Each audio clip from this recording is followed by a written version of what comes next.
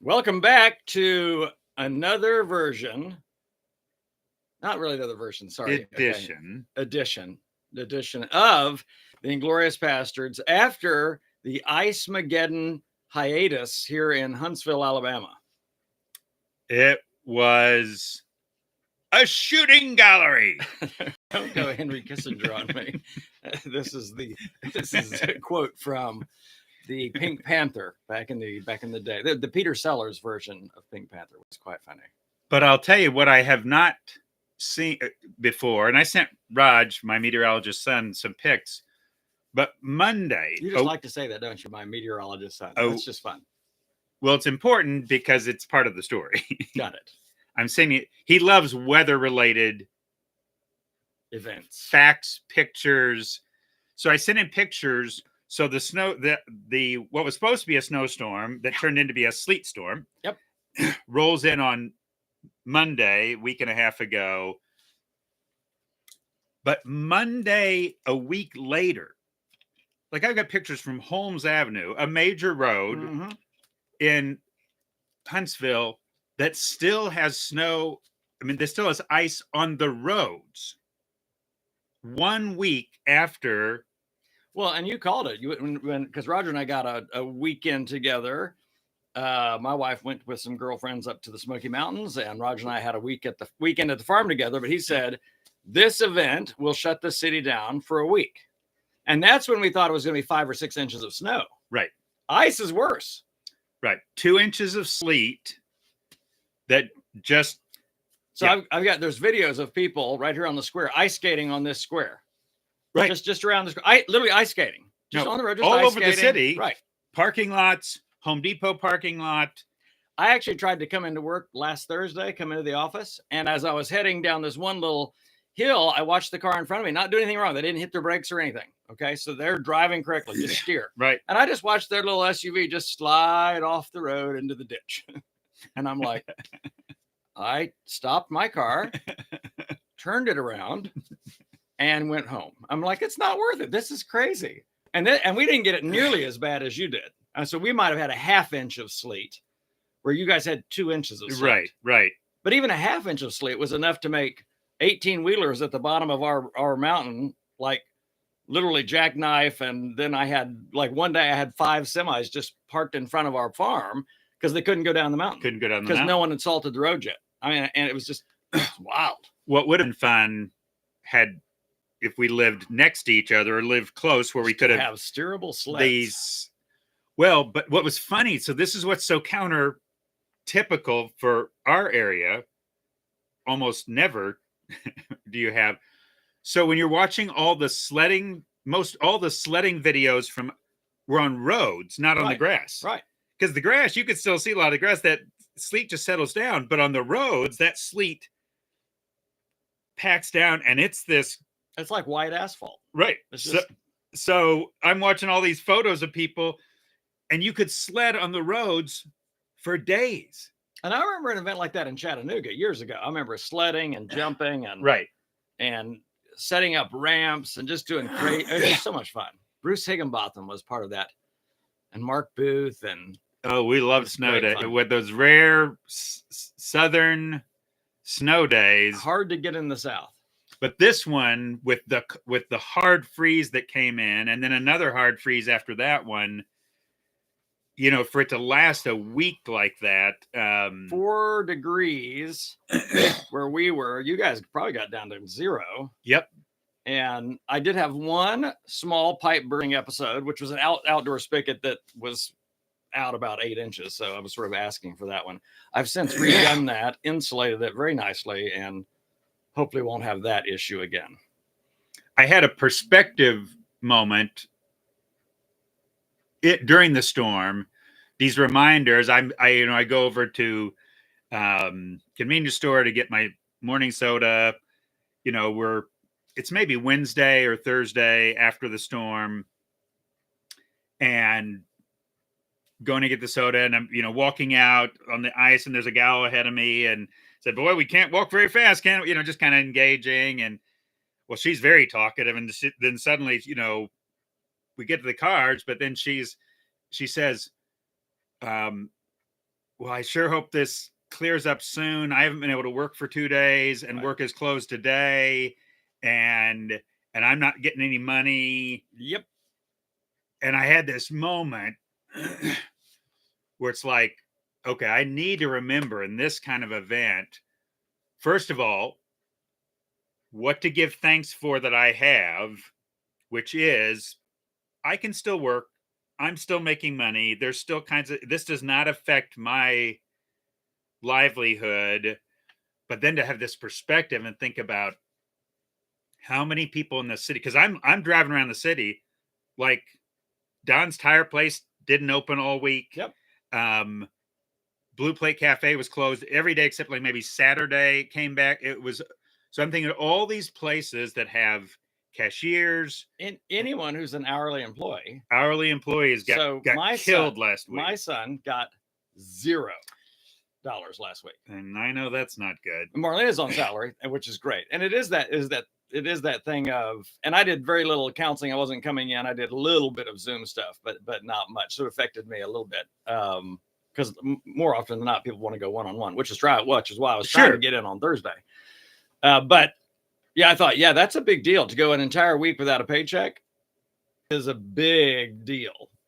So like he's volunteering to work this Saturday, and but then you start thinking about, well, anyone who's living paycheck to paycheck is now behind, and their utility bills are going to go up. Yep.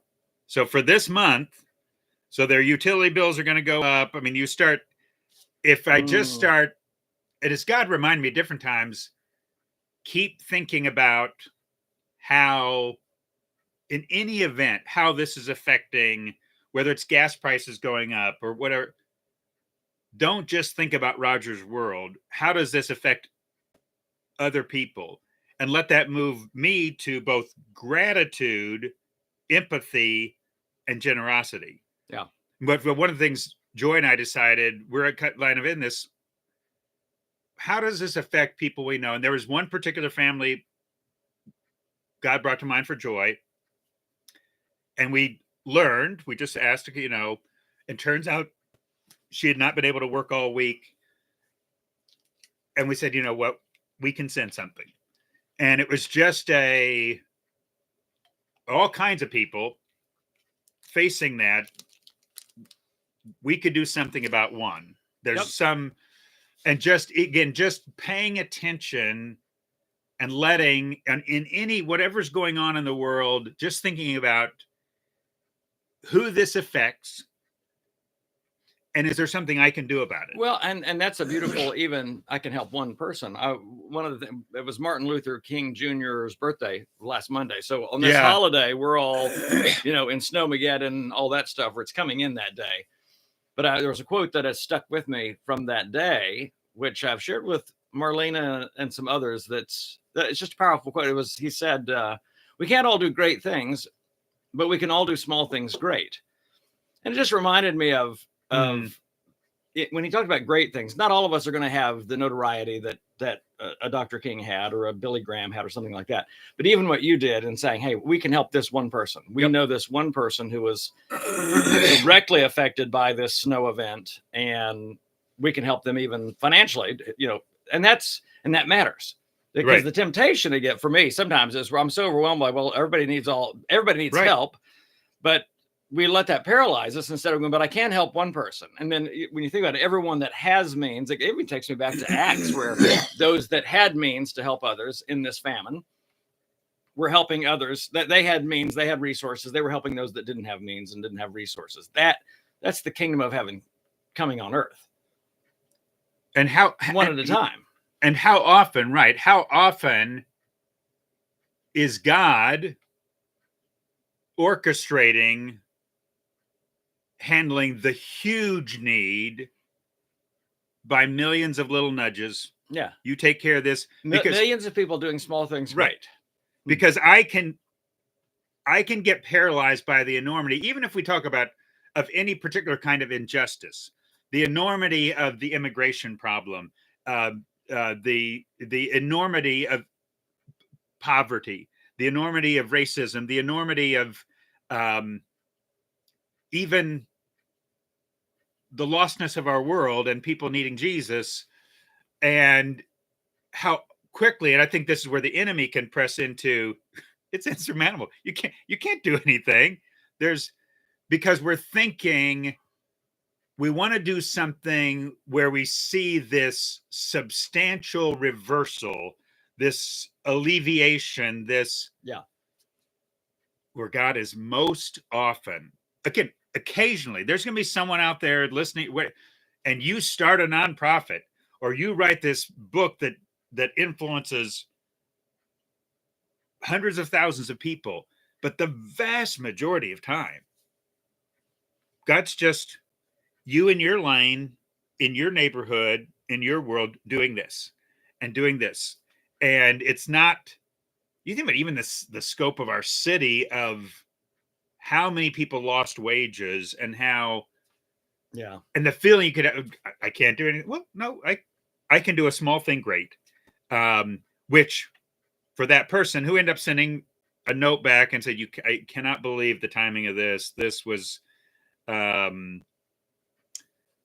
well, what became clear to us is this God who's overseeing, who's sovereignly over.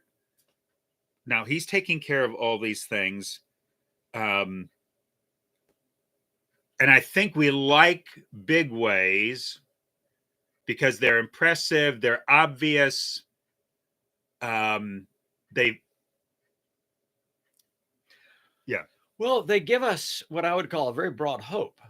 When you think about the alleviation of poverty, that elicits just hope. And but if we'll narrow it down and say, okay, maybe I can't alleviate poverty like citywide, nationwide, worldwide, but I can invest in one person and help them in that space and help them recover from that space. And that, I just realized I was struck with this yesterday. Another reason sometimes we want to be a part of the big thing versus the small thing, because when you do the small thing great, you're going to be in relationship with another person. And sometimes being in direct relationship with another person is just hard.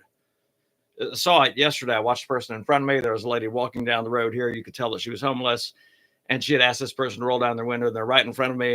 And then that person was handing her something, but then pulled over like to give her a ride or something. And I was like, I was not prepared. And I realized in my heart, I was not prepared to do that. I was not prepared to pull over and give that person a ride. And I realized that's when I think of Jesus telling the story of the Good Samaritan, compassion is a verb. Compassion is not a feeling that we have for someone. Right. When Jesus said, go and do likewise, he said, go and do. He didn't say go and feel likewise. And I realized I need to be more prepared all the time to help the one, even though I know it's going to be hard. Yeah. Because there's going to be a story, and that story is going to be painful to hear. And then you're going to feel overwhelmed by the enormity of that one person's need. You talk about the enormity of poverty in general, but then it becomes very real when you're working with one person. And I thought about this person that pulled over to help them out. And I thought, I wonder if they know what they're getting into. Just how difficult, because I've done that. You've done that. Stopped, given someone a ride. The end of the ride, there's another story. There's another need. There's another need. It never, and gratitude. I've never had a situation where a person wasn't very, very grateful for what we are able to do. But I realize sometimes I shrink back because I'm like, oh gosh, that is going to be a lot of work. Even when you think about the businessman traveling from Jerusalem to Jericho, and he's got work to do. He's busy. He's got places to go, things to do, people to the Samaritan. And yet he stops and he helps the guy, then gives him a ride.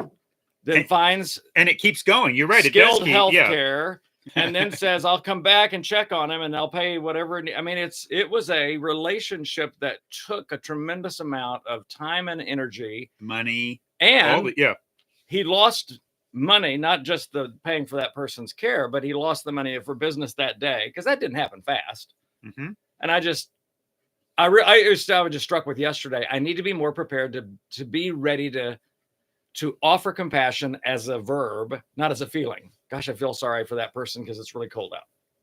I mean, because I feel compassion, empathy a lot. Well, here's the other thing about the small, the big the great things get noticed. Yes. Okay. The small, the little thing, the Samaritan stopping, the little thing that I do, almost never gets seen by anybody but that person. Except one person. But large movements, not it was just for me speaking, there's some kudos, there's some praise, and it can be another reason why kind of the pull of the big thing is it goes viral. But almost always the small but great thing, there's no write-up. There's no one, there's the person's gratitude that you get, but maybe a little beyond that. So whatever money you gave, whatever time you gave. I guess you could post the entire thing on social media. Look at me helping Barbara today. But we've talked before. This is almost surely where heaven's keeping score, eternal reward. In other words, the small things are great in heaven. Jesus argues that persuasively. Yes. Do these things in secret, then your heavenly Father, who sees what's done in secret, will reward you. No, I mean, you're just repeating Jesus. Yeah. He sees what's done in secret, and that's what matters. And for me, why isn't but again, the power of doing small things great, because someone is seeing it. Right. The person who matters most is seeing it. Exactly. Why does it matter more to me that other broken people like me see it rather than our Father? And there is a thing of, well, I somehow want something more. And even that, what is that? There's something about just humanness that wants recognition, and some of that's. I don't think it's a bad thing. Not a bad thing. Jesus would have put it. I don't think God would have created us with certain kinds of desires. This desire to be appreciated, to be recognized, to be rewarded. Even when I think about the unbelievable generosity of God to reward us. In other words, not just saving us from judgment, which is plenty. Yes. More than I deserve, more than I could ask for, but then he rewards us for the things that we happen to get right. And I'm like, that is just, if we had any understanding of how generous God is. Yeah. And then he says, now I want you to be like me. And then Jesus would say that. So be like your Father, who is good to the righteous and the unrighteous. Loves them, cares for them, gives them rain, gives them sunlight. And what's interesting is I think this is where we grow. It's not wrong to want appreciation, to be but love has grown to a particular level when the need of that person helping, serving, making a difference dwarfs my need for affirmation. That I literally in the moment, and maybe this is that person, maybe the person in front of you that's pulling over has got a love for that person that dwarfs the cost, that dwarfs the time it's going to take, the slowdown to their life, because that person is precious.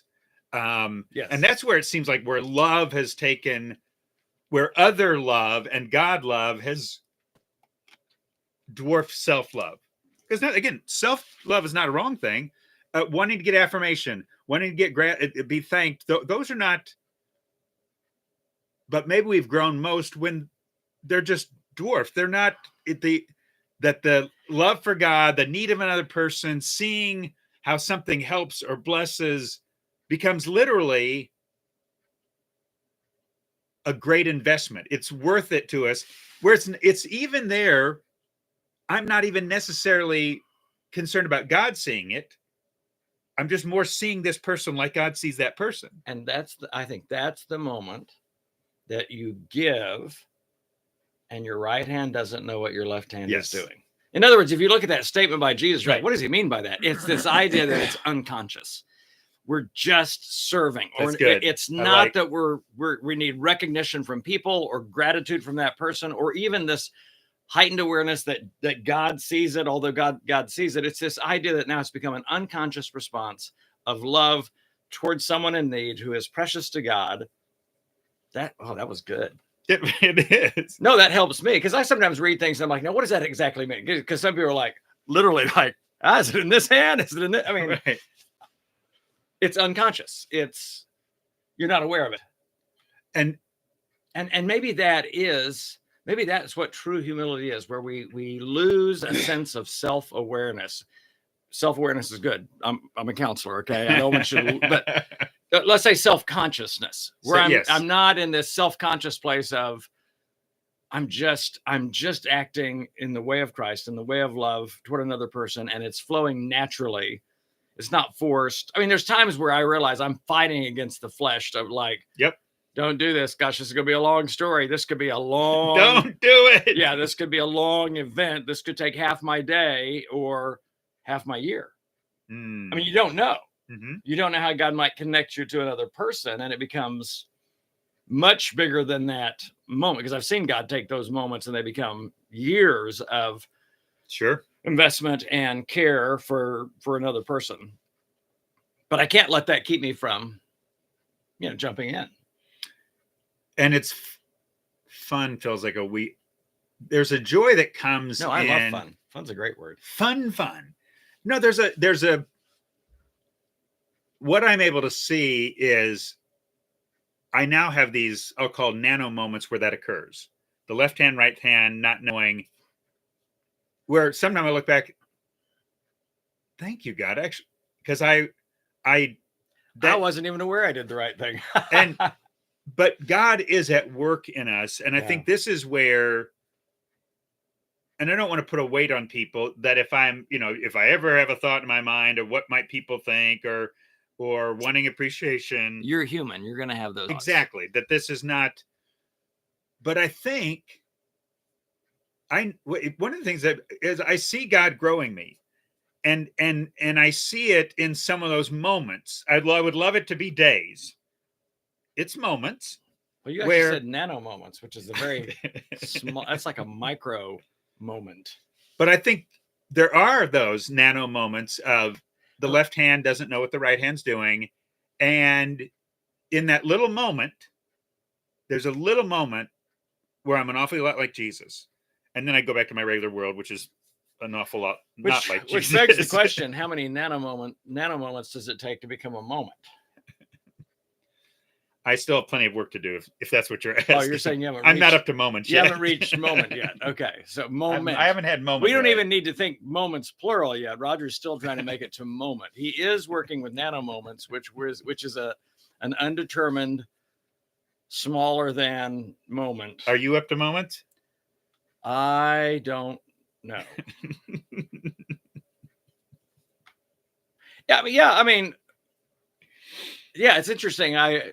Sometimes I recognize it at the end of the day, when you look back on the day or you're in gratitude, because that's part of my regular routine now, just expressing gratitude. And I got a lot of that from Roger. Roger does that so well, but just thinking through the day. And then I thought, oh man, that was a nano moment of insight or encouragement or where yes, I felt like, that's a great way. I felt like Jesus. Yeah. And as heretical as that might sound, I think but Jesus says, I want you to be like me. Right. I want you to be like my Heavenly Father. I want you to feel like Jesus. I want you to be like me. So it's not a bad thing, but it is a right hand not knowing what the left hand is doing. It's more unconscious because the more conscious it becomes, the more the dreaded Pharisee can creep in. Yep. I now do this benevolent nano moment for all to see. Where again it drifts into this. I only do the good thing for the acclaim I'm going to get. I only get where again those haunting words about the Pharisees, the religious. Well, they have their reward. They won the praise of people. Now they don't have the praise of God, right? Because they weren't actually living like Jesus. They were just living like everybody else, who just does good for the brand. Right. Does good for your. This is going to be, and you don't want to get there. I was thinking, Bruce, as we were talking, and I think sometimes people need the freedom to hear that part of your gratitude to God can be naming places where you've done something well. In other words, be able to. Oh, yes, absolutely. In other words, I think there was this idea, and whether it was taught or whether as a kid, young adult, I picked up, well, you're never going to talk about what you did well. You're not going to name that. That's pride. But I think this thing where in gratitude, I can say, geez, I did a thing today and I know it was you, but 10 years ago, I wouldn't have done that thing. So I can look, I remember even talking to God at some point recently and giving things. I am more patient. Oh, yeah. I am more empathetic in places. I am in some places, I'm more gentle and less harsh. And of course, there's plenty of other moments that can keep me humble, but there is something important about seeing that we are progressing in the way of Jesus, that there are places where I'm a little bit more like Jesus. Well, yeah. And I think it's even part of what it means to mourn with those that mourn and rejoice with those that rejoice. To me, living confessionally is not just confessing our faults to one another. I think most people, when they think of confession, they only think, but there's also this confession of, good, yes, look at this beautiful thing that God did. I'm growing as a person. I'm becoming a better husband. I'm becoming a better father. I've noticed I am more patient. And sometimes I chalk that up to just being older and more mature. Or yes. just I'm getting more laid back. But if I look at it closely, I'm like, no, not everyone gets more laid back as they get older. In fact, some seem to go the opposite way. So in terms harder, of cranky, harder, not gentle. And I'm like, no, that's the work of teachable. God. Yeah. Well, and even when I think about certainty, because that was Roger did a FaceTime talk about certainty this morning, but I thought the one thing I can be certain of is that God will complete the work that he started in me. That just came to me while you were talking. That's good. You can be certain of this, that he who began a good work in you will perform it until the day of Jesus Christ. That was the King James Version. But it's this idea that one thing I can be certain of is that God is at work in my life. Yes. He is at work in my life. And when I look back, I can see where I was and go, oh my goodness, I'm not there anymore. I've grown. I don't worry as much about what people think. I don't worry as much about people's expectations, which for me is growth. As a people pleaser, like to make people fun, happy, and part of the hard part of life is disappointing people. We gravitate toward that. We tend to, it almost feels spiritual to focus in on where we're falling short. And there's a healthy part of looking at that, asking God for help, confessing but there's also this other healthy part that we need to be better about, which is I need to name. Oh, we need to start. Yes. We need to name because we gravitate. Because it spurs one another on to love and good works. Here's the thing. When I talk about a place that I'm growing and how God has expressed that growth in a tangible way, maybe a tangible action or word, another person goes in their mind, I could do that. I have opportunities to do that. Right. And now it's spurring another person to love and good works. So that goes into the teaching of let your light so shine before men so that they will see your good works and glorify your Father in heaven. We just resolved all the tension of don't do your works to be seen by men and make sure that people see your good works right here on the Pastards. But at the same time, this is the reminder to me of point out and tell people what they're getting right. So change my relationship with my son. Yeah, that's great. Literally. With so many people, because again, there's this narrative. Oh yes, you're gonna build pride in people. Your head's gonna get too big. They're gonna what? No. And here's the thing. What I've noticed is almost none of us can see spiritual growth in ourselves. We look in the spiritual mirror and we don't think like we're focused on our failures. Yep. We also need the voice of God through other people and I've had people, you're getting better at this. You can't see it, but it's like people can be that scale that actually tells us we are losing weight. We are improving because it feels like we aren't. So in all of this, be someone who calls attention to what people are getting right. And verbalize it. And verbalize. Tell them. we're at the end of our 30-minute time restraint. Thank you, Anchor. Is it Anchor? Is that what it is Anchor? Is it? Which is a wonderful platform. They've shut off. Yes, it's free. But YouTube is still going, so we could go indefinitely here, but you don't want that. But we won't. And certainly we don't.